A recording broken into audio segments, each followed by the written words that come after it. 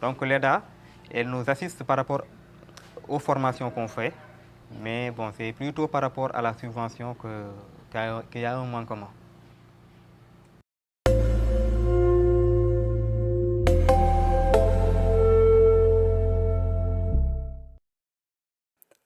Depuis 1960, les gouvernements s'intéressent à l'enjeu de la modernisation de l'élevage. Plusieurs programmes ont ainsi vu le jour, comme le programme d'ajustement du secteur agricole en 1994, la loi agro-silvo-pastorale en 2004 ou le plan Sénégal émergent en 2012. Ces programmes visent à accélérer la croissance et à dynamiser l'emploi. Pour permettre le développement de la filière sénégalaise, les institutions se sont d'abord orientées sur la thématique de l'innovation. Oui, l'ISRA est un établissement public à caractère scientifique et technologique qui a donc pour mission la recherche dans le domaine agricole au sens large du terme, la recherche sur la santé et les productions animales.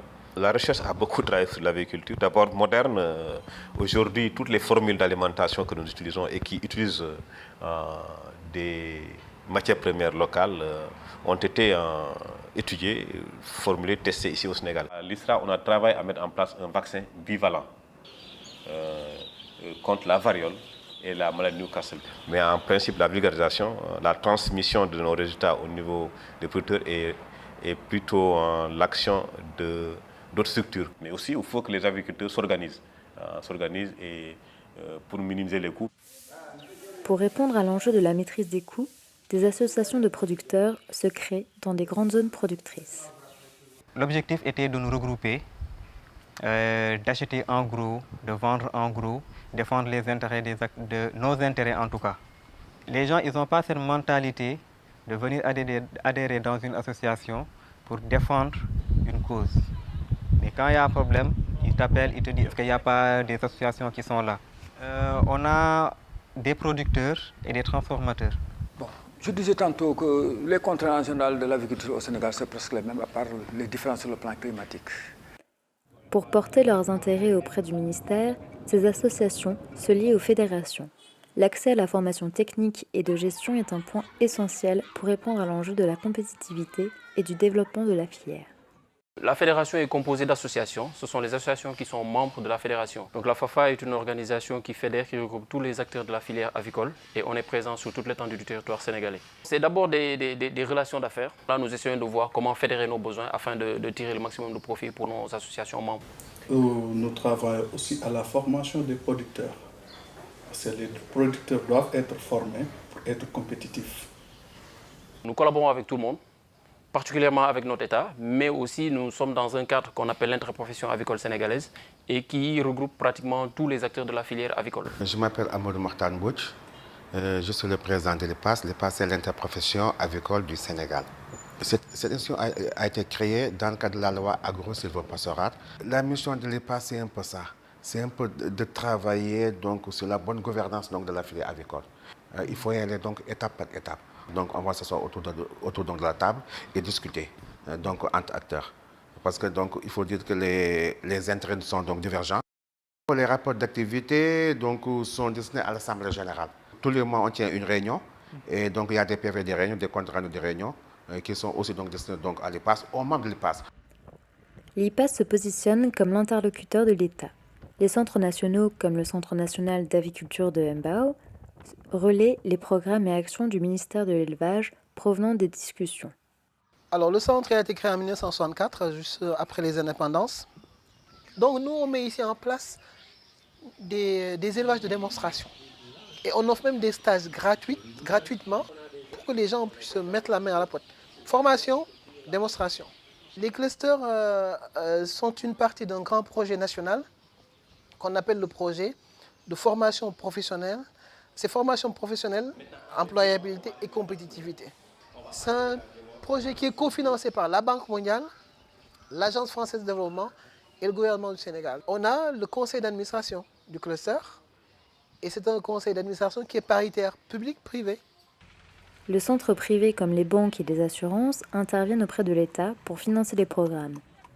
La CNCS, aujourd'hui nous avons 34 ans d'existence et notre rôle, notre vocation, c'est une part de mobiliser l'épargne en milieu rural et d'autre part de financer l'ensemble des activités du monde agricole. Quand je dis monde agricole, c'est aussi bien les agriculteurs, les pêcheurs et les éleveurs. Aujourd'hui, au travers du plan Sénégal émergent, vous le verrez, l'axe fort qui constitue la transformation de l'économie comporte un volet agricole important. On appelle le PASA. La banque n'est pas seulement une banque publique, mais nous avons d'autres partenaires privés comme la Banque centrale, la BOAD, l'AFD. Nous avons des compagnies d'assurance comme la AMSA Assurance, le groupe Sonam.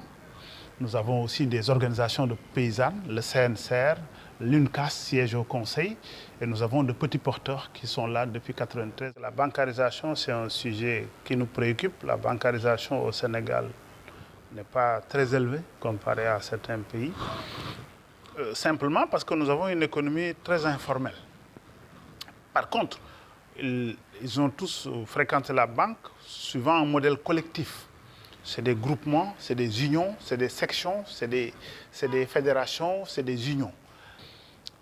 Je sais qu'on a une agence Kermassar qui est dans la banlieue, qui est dans le cœur, disons, de l'activité avicole, qui fait plus d'activités dans l'élevage, dans l'aviculture, que les autres agences qui sont orientées dans d'autres business. Au niveau de notre portefeuille, on trouve plusieurs acteurs de la filière avicole. Bon, nous visons les entreprises, les PME, les PMI, il y a aussi les particuliers.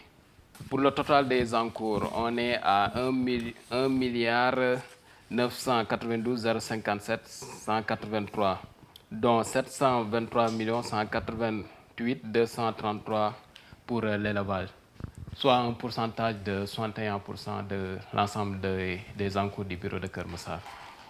Au Sénégal, la bancarisation est autour de 18,5%. Ce taux est principalement dû à une gestion de l'épargne familiale et à l'éloignement des agences. De plus, peu d'entrepreneurs demandent l'accès à un prêt par manque d'informations sur les offres des banques et assurances. Enfin, le faible taux de bancarisation est maintenu par les banques qui financent une activité et non un projet.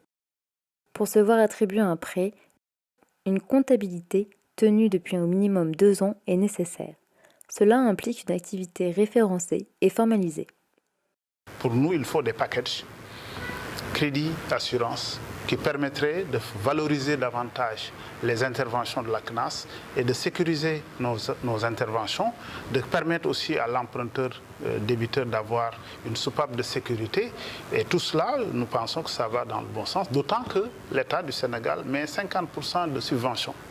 C'est qu'en fait, c'est une société nationale où l'État est l'actionnaire principal, mais il y a aussi les autres compagnies d'assurance qui sont actionnaires. Les polices d'assurance sont distribuées à travers les banques et les IMF, les banques et les institutions de microfinance. Les aviculteurs seront logés dans la tranche des éleveurs. Mais en fait, au niveau de cette tranche, nous avons 3 produits d'assurance.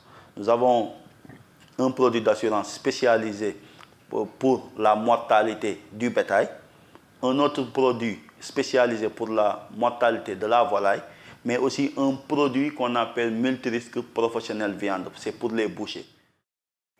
Les assurances agricoles jouent un rôle de liaison entre les acteurs et les banques par l'existence du package banque-assurance. Ce package permet un regain de confiance en les banques et un intérêt à la formalisation des activités. Les besoins des aviculteurs sont retransmis auprès du gouvernement par l'intermédiaire des associations, en passant par les fédérations et l'interprofession. L'État lance des programmes par l'intermédiaire des banques, des assurances, des antennes de l'élevage et des centres de formation. Cependant, seule une faible partie des acteurs y ont accès ou sont au courant de l'existence des programmes.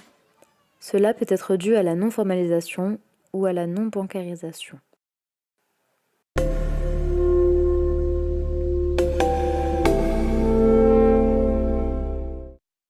Juste une dernière question. En dehors du poulet de chair, qu'advient-il du poulet du pays? Dans l'arrière du pays, si je peux m'exprimer, c'est dans la région où il y a des régions où vous ne trouvez pas beaucoup de poulet de chair. Là, le poulet du pays est présent.